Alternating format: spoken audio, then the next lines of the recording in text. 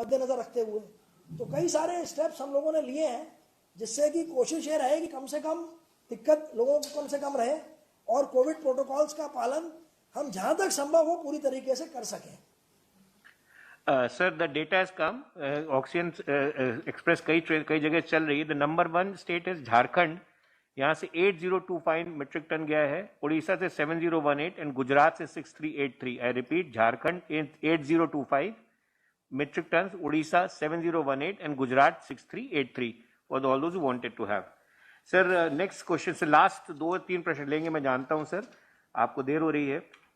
Sir ये है कि रेलवे रिक्रूटमेंट ने का एक्सरसाइज करी थी, स्टार्ट करी थी, फिर बीच में कोविड आ गया, हमने काफी उसमें काम किया भी है। सिद्धार्थ जी का प्रश्न था उस पर, और सिद्धार्थ जी आप हैं? हाँ सर, मैं हूँ। प्लीज सर उसी पर नमस्कार। फोकस। Yeah. सर, रेल जो आरआरबी का एनटीपीसी का एग्जाम हो रहा था, वो कोरोना की जो दूसरी लहर हुई उससे जो है कहीं ना कहीं प्रभावित है। तो ये क्या स्टेटस है, कब तक इसको यानी पूरा कर लिया जाएगा? और एक छोटा सा इसी से जुड़ा हुआ एक और है, जो एलएलपी और टेक्निकल कैटेगरी की जो भर्ती चल रही थी, जिसमें ट्रेनिंग होनी है, तमाम चीजें हैं, तो उसका क्या स्टेटस? क्योंकि अभी भी ट्रेनिंग कंप्लीट नहीं हुई है, तमाम लोग परेशान हैं जी। सिद्धार्थ, आपका क्वेश्चन पर्टिनेंट है और एक लाजमी सवाल आपने पूछा है।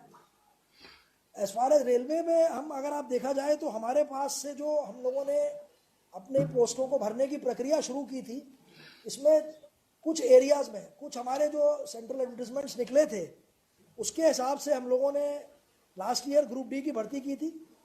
1,43,000 वैकेंसी हमने भर दी थी, जिसमें 64,000 वैकेंसी एएलपी और टेक्नीशियंस की थी। लेकिन आपकी बात ठीक थी, कई सारे इसमें एएलपी, करीब 5,000 एएलपी अभी भी हैं जिनको कि या तो वो ट्रेनिंग में है या वो अभी आ रहे हैं हमारे पास। क्योंकि जैसे कि आपको मालूम है कई स्टेट्स में भी इस तरह के इंस्ट्रक्शंस हैं हमारे पास कि ट्रेनिंग सेंटर्स अभी चालू नहीं है पूरी तरीके से।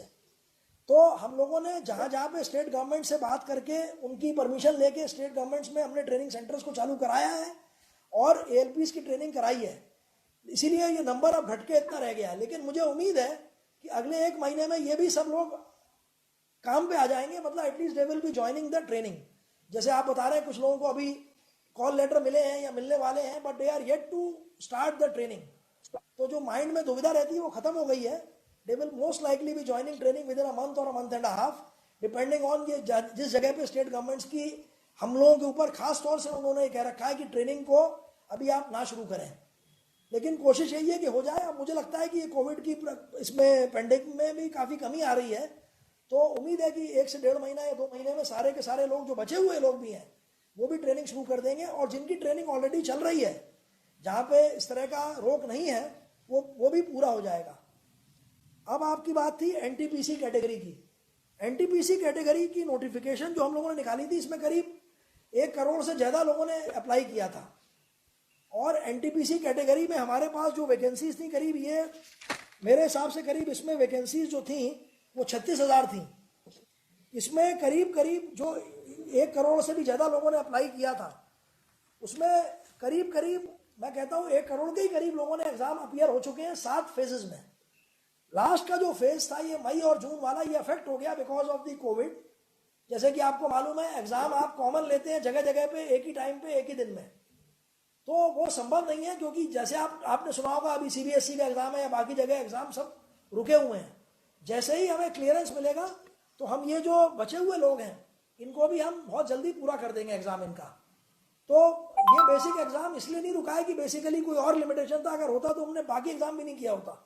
तो अगर 1 करोड़ से ज़्यादा का हम एग्जाम ले चुके हैं, ये इस बात का द्योतक है कि exam is held seriously, people are appearing. और मुझे उम्मीद है कि ये जैसे ही ये पेंडेमिक का मामला खत्म होगा, क्योंकि हर एक गवर्नमेंट का अपना अलग अलग है, ये जो आप जो करवा रहे हैं ये इसका नोडल आरआरबी चेन्नई है जो इसको दिया गया है ये काम। तो वो सबसे पहले बात करते हैं आरआरबी से, स्टेट गवर्नमेंट से, कि कहाँ पे जहाँ हमारे सेंटर्स हैं वहाँ पे क्या व्यक्ति आ पाएंगे हमारे पास। इसके अलावा बहुत सारे रिक्वेस्ट कैंडिडेट के भी आते हैं आरआरबी में कि अभी हम किसी भी पोजीशन में नहीं है आने के लिए।